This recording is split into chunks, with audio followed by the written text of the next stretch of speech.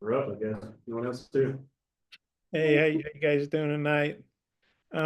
Hey, Josh, I'll start with you. I was looking at the stats and Ole Miss. They have 34 sacks and 81 tackles for loss. I think for some like 350 yards, like three and a half football fields and lost yards.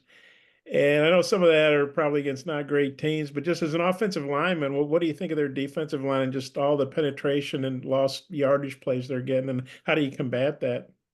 Yeah, they're a talented group. This is definitely going to be a challenge, but it's going to be a welcome challenge. We're excited to see what we can do against one of the best D lines in the nation, and we're just excited to get out on that field. And Eric, I think this is going to be your third. You'll be on the. I don't remember if you played in the game in 2020. Did you play in that game? I played a little bit, yeah. Okay, so it's going to be Lane Kiffin. He's won a lot at Ole Miss. He hadn't won at Fayetteville. He's gotten beat twice and pretty good margins.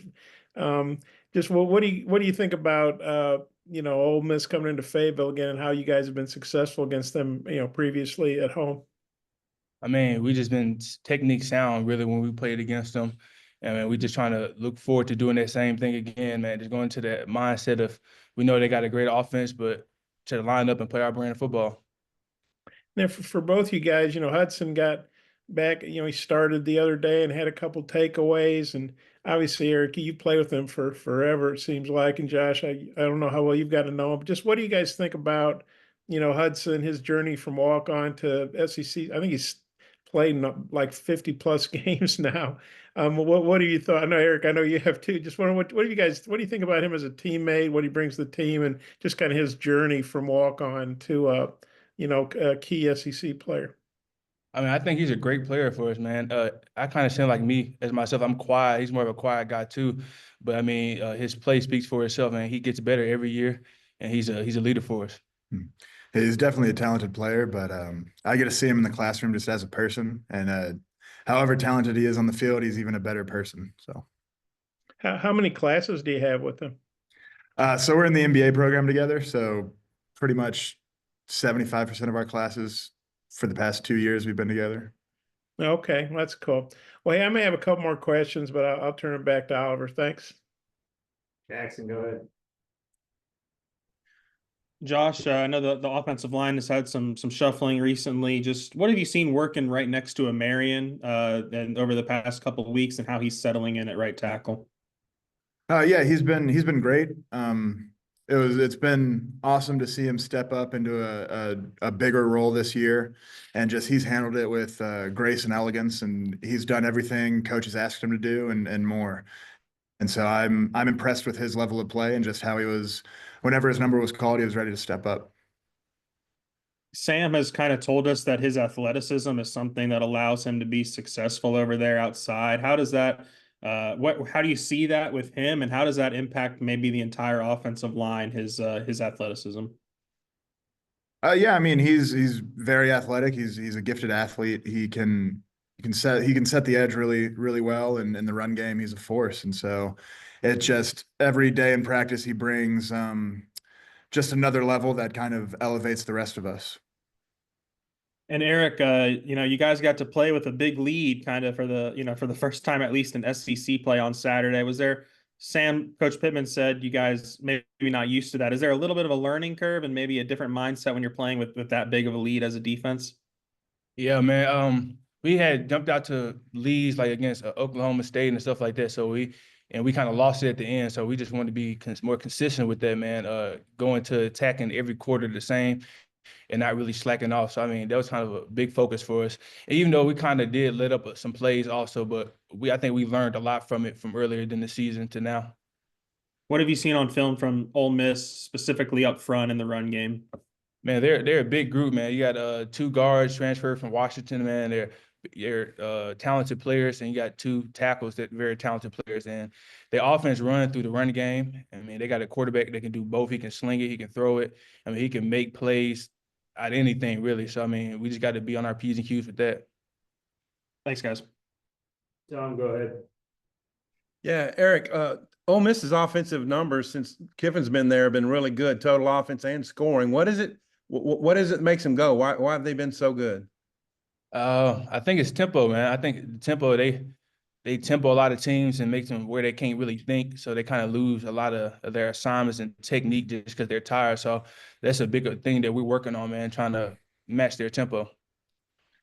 Josh, Talen's numbers the last 3 games, completion percentage has been really strong, and it seems like he's more comfortable in the pocket compared to the 3 games prior. What have you seen of maybe his development as he continues to learn the offense? Yeah, I think that just goes for everyone in the offense. I mean, the more games you get under your belt in an offensive system, you're going to perform better. I mean, I know that's the case for me personally. I can assume that's the case for everyone else. But I mean, he's definitely just a great leader for us, and we're excited to take the field with him on Saturday. Eric, Landon was telling us on Saturday that the goal line stand package, y'all did the hippo package with bigger guys in. Can you maybe talk about how that worked? And then specifically the 4th down play, what did you see on that one? You talking about against Mississippi State? Yeah, last week, the 4th down, Yeah. the goal line stand. Yeah, I just seen, well, for me, like you said, we ran like a little hippo with a big package in, and they on my side, their stance, their splits were a little wider than usual. So I kind of felt like they were finna run towards me. And I mean, T. Will called a great defense play, and a linebacker, Bradshaw, came down, and we made a great play. Gotcha. And finally, Josh, their defensive numbers, but really high up there, scoring and run defense. What's imperative for you guys to get done on Saturday to have a chance to move the ball and score? Yeah, we have to be assignment sound and technique sound. They're going to move a lot. They're going to have a lot of line games that we're going to need to handle. And as long as we play with great pad level, keep a base, and know our assignments, we just got to execute the game plan. In the press box, we all knew Taylor was feeling better on that first touchdown run. It was the old Chris Berman whoop, whoop, whoop kind of run. What did you guys, what happened on film review when y'all watched that one? What did everybody say? It was just, I mean, it was a great play. I mean, he's a gifted athlete. He makes plays like these, it seems, nearly every week. And so it's just, I'm excited to see what he's going to do on Saturday. Thanks. Right. Yeah, you guys, both veteran players, obviously seniors, and what, you got 4 or 5 games left. Is that sunk into you guys at all? And just kind of reflect on your careers to this point. And I'm sure it feels like it's going fast. I mean, mine's been a long career, man. It's been very long. And so, yeah, I haven't really looked too much into it yet. It's probably going to hit me the last game. But as of right now, I'm just really focused on the rest of the games I have left. So I'm worried about Ole Miss right now, but it hasn't really hit me yet. Yeah, I agree with that. Right now, I'm just focused on Ole Miss. Nothing. not even senior day when that popped up. Nothing. No, I mean, it'll hit me on senior night, but Yeah. The season's so hectic you can't really look ahead. Yeah.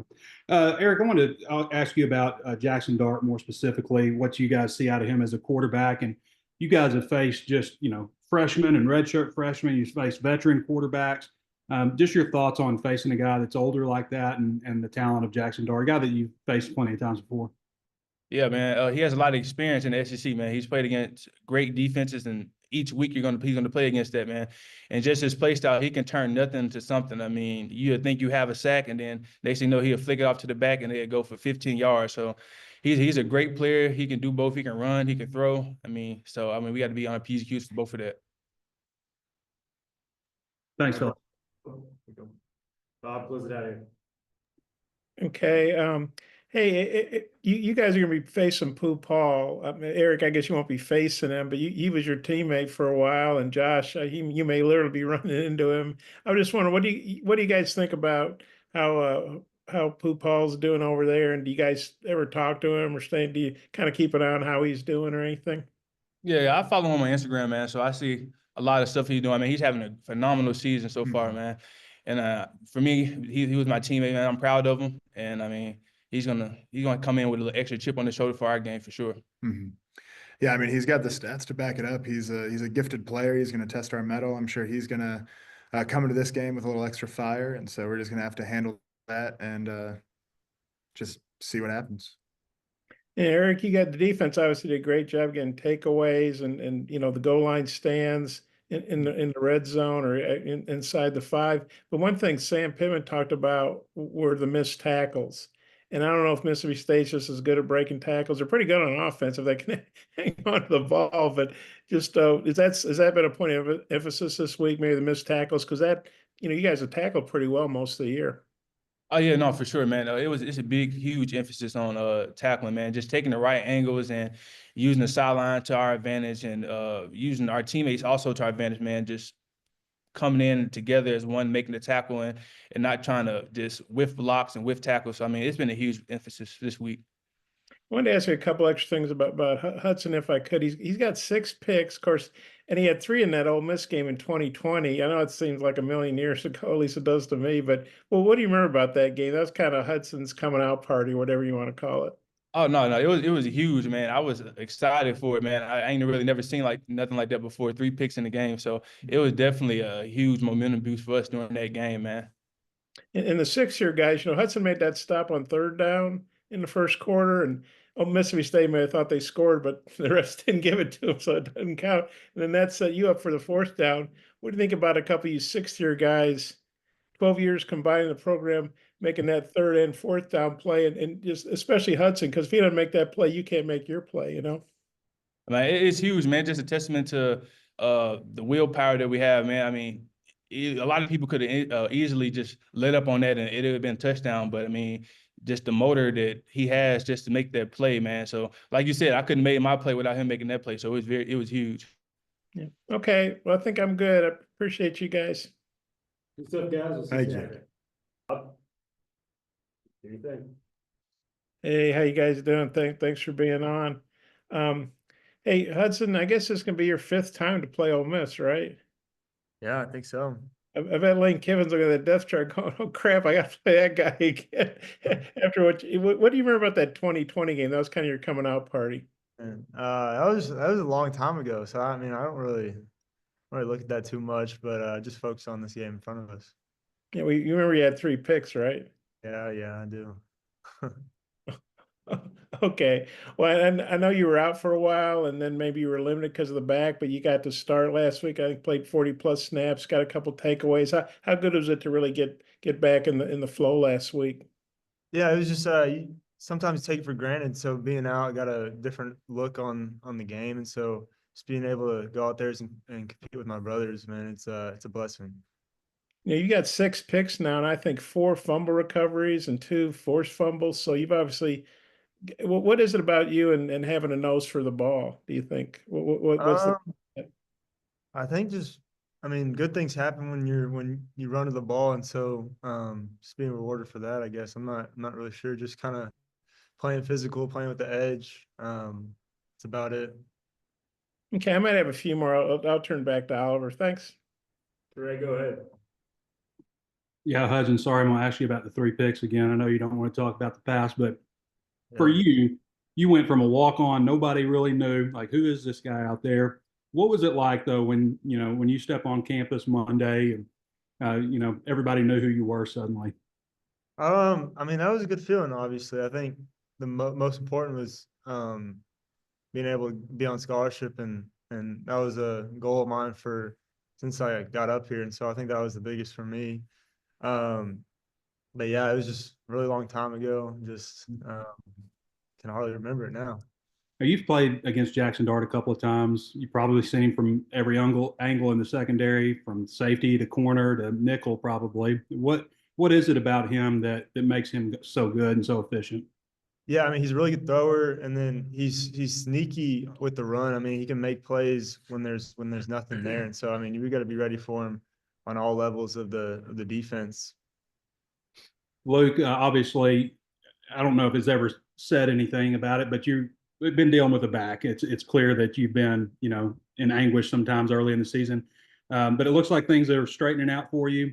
Was that a lot of relief and let go of frustration, I guess, to have those 2 touchdown catches and just kind of, show, hey, I'm back? Yeah, I mean, I'd say in the beginning of the year, I'd struggled a couple games with my back, but now I'm 120% healthy. I feel the best I've felt since I got here, and even in high school. And then Saturday, being able to get those 2 touchdowns, and then Andreas getting those. I was honestly more happy seeing Andreas get those touchdowns, but it was just a really good day for us as a room and as a team, and it proved it with how well we ran the ball, and then that helped us in the passing game. Yeah, I know the guys that left are your brothers and stuff, but is that, I mean, frustrating at all that, it's a smaller room now and, it's up to a lot fewer guys. I think you got 3 scholarship tight ends now. Yes, I mean, like you said, we love them, but they're gonna go on and do other things that are gonna benefit them. But I mean, it's a really big opportunity for Maddox and all of our other guys, Andreas, for all of us to step up because I mean, we all get the same reps at practice. That's just how we practice. So I mean, it'll be a really great opportunity for them to step up, and we're excited and headed in the right direction. Thanks, fellas. Tom, go ahead. Hey, Luke, that 4th and 1 touchdown that you caught the other day, back in 08, Petrino called that Cowboy Get It. And I wonder, does it have a different name now, or is it still Cowboy Get It? I guess I can say it because that's a huddle play. Yeah, it has the same Cowboy Get It pass, right or left, but yeah, I mean, it has the same analogy that it had back then. All right. I learned something on Sunday, that it was National Tight Ends Day, and it's pretty new. Had you heard of that before? A little bit last year. No, but I mean, it's a cool day for us to be recognized, but I mean, I think every position should be recognized. The progression of Bobby Petrino's offense, we were talking to Josh Braun earlier, and he said not only Taylor, but everybody, the more and more you get in it, the more just the better it becomes, and the better, easier to run it maybe. What have you thought about maybe how things have progressed from an offensive standpoint? Yeah, I totally agree with that. Because there's so many checks and things that it all starts with the quarterback, but it starts with us too on some plays. So being able to have these games under our belt and have experience of what looks we're gonna get has helped us as an offense and the receivers and us in the passing game, knowing like when we should break and all kinds of stuff. It's gonna start paying off, and we're starting to gel together because we have games under our belt. Gotcha. Hey, Hudson, we were talking to Eric Gregory just a minute ago about the goal line stand, and the last 2 plays on it were your tackle with a guy, got so close to crossing the plane, and then his on 4th down. The 2 old heads contributing right there. What did you think of that goal line stand? I mean, it was awesome just to see on 4th down them getting through the line, and that was all the D line and linebackers, man, creating push. Just it's about kind of who wants it more when you get that close, and so I mean that's a big testament to those guys up front. What do you think of Ole Miss's personnel, particularly in the pass catching game? Yeah, I mean they're really exposed. So they got the I think top 10, top 5 running and passing. So I mean, I think they start with their running game, and it kind of opens up their passing game, and they go so fast that it just kind of, we got to be ready for that, because can't be cutting guys free or missing our assignments because we're tired or they're going fast. Okay. Hey, my last couple things, Luke. The touchdown run Taylor had, I mean, it was clear his knee was feeling a lot better when he juked that guy around. What did y'all think of that when you saw that in film room? I mean, as soon as we got here, really our first scrimmage, you could tell that he was going to be able to make those plays for the whole entire year. And then with his knee, he's a really tough guy. And it just shows that he's willing to get inside for treatment and take care of his body so he can be able to play with us, because he didn't miss a day of practice after he got hit. So, I mean, it just shows his testament to his body and especially to us as an offense. His completion percentage the last 3 games has been remarkably better than it was the 3 before. What have you maybe seen from him specifically on his comfort level? I think he's, like we talked about earlier, he's just, I mean, we're all getting more experience with the offense, and then he's really trusting his offensive line, and he's making plays when he needs to, because, I mean, as you guys can see, he can get out of the pocket and run and be dangerous. So, I mean, he's just going to get better and better, and it's exciting knowing that he still has another year if he wants to take it. So, yes. Okay, thanks, guys. Jackson. Hudson, when did the outside cornerback's a new position for you. I know you're accustomed to position changes over the year, but when did Sam come to you and say, "Hey, you want to try this out?" And what's maybe the biggest difference working out there?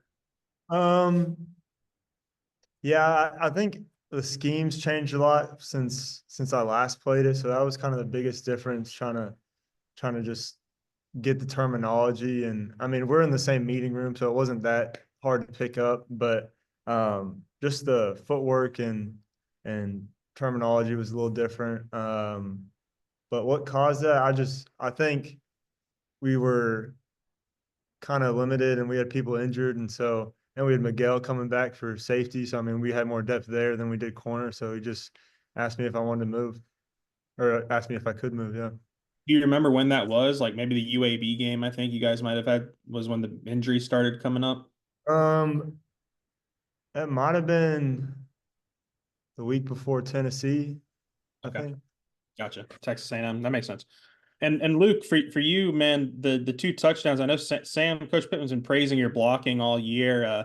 Was there ever an ounce of frustration that maybe the receiving output wasn't quite maybe what you thought it would be before the season and before this past week? I mean, not really, because all we can do as a tight end room is just put wins on tape for receiving stuff. And I mean, that's what we've been doing at practice, and then just trusting Coach Petrino and his plan. Because at the end of the day, it's about us winning games. And if he wants us to go in there and block, then we'll go in there and block. And then if he wants me or any other tight ends to get out and run routes and catch balls and be explosive, we'll do that too. So I mean, I think it was just a big thing was just trusting and not letting anything frustrate you, because if you do that, it'll ruin your game. And I know you said you were happy for Andreas. How was the offense happy for Jordan as well? I think that was his first career touchdown this weekend. Yes, I think we are just all together happy. The offensive line played great, and then getting Jordan to get that touchdown just really allowed him to show his speed and what he can do and what he's been showing at practice. Thanks, guys. Hi, Bob. How are you? Okay, Luke, I know you've improved as a blocker a lot. And Ole Miss, man, they got like 34 sacks, so they got some big time deep D ends. How big will the tight ends blocking be in this game, do you think? I think we're going to be a factor for blocking them, and then Coach Petrino has some good stuff in the game plan for us. Just a lot of stuff that I probably can't talk about, but it'll be exciting just to go out there and perform with what we have been practicing. And then Hudson, you obviously were a teammate of Pooh Paul for I guess 2 years, and Luke, you were with him last year, and just wondering what you guys keep track. He's having a pretty good year at Ole Miss, and I mean that's the way it happens. Like Xavier comes in here, it's having a great year for you guys. It's kind of like chess pieces moving around the board or whatever in the SEC. But just wondering what you guys think about Pooh's season, and do y'all ever stay in touch with him, or just maybe catch him on TV or something? Yeah, I mean, he's a heck of a player, heck of a guy. So I mean, I guarantee you he's gonna be fired up to come in here and show us what he's got. But yeah, I'm happy for him. Yeah, I'd say the same. I mean, he's had a really great year, and last year when he was here, he was a great teammate for us, and just the way he practices and plays, there's not many people who do it like him. So it'll be exciting to get to go against him this Saturday. And then Luke, going against Hudson in practice, or maybe if you watch, I guess you don't watch much of the defense on film, but or if you get to watch during the game, but just kind of getting to know him the last couple of years. Well, what kind of player do you think he is as a sixer guy? What does he bring to the team? I would say you really couldn't tell I mean, you can tell he's a 6-year guy by just his knowledge of the game. I mean, that's a big thing.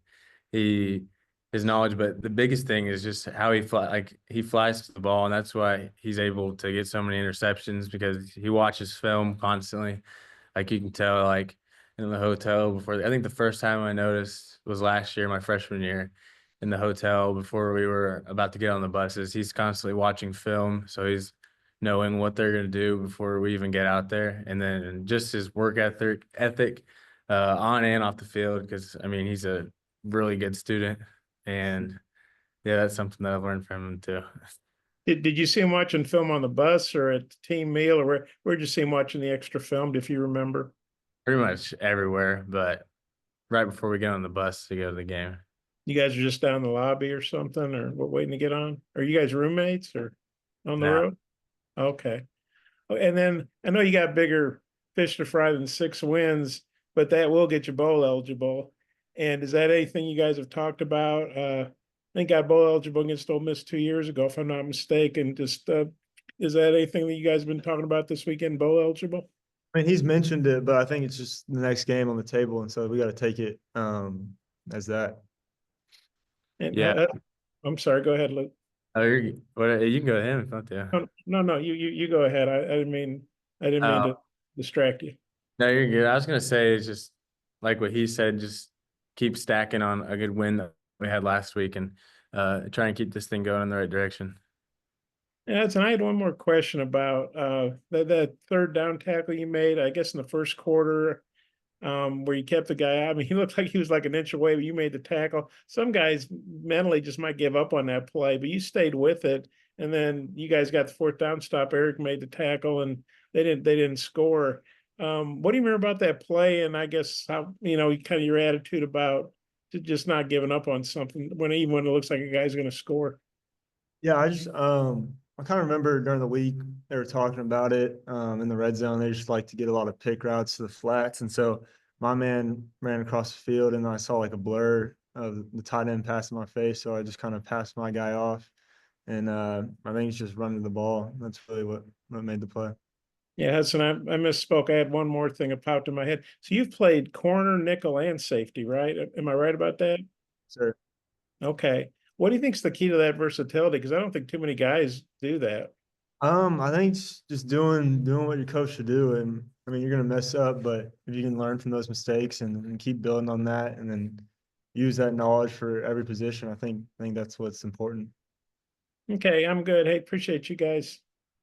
Thank y'all. See you Saturday.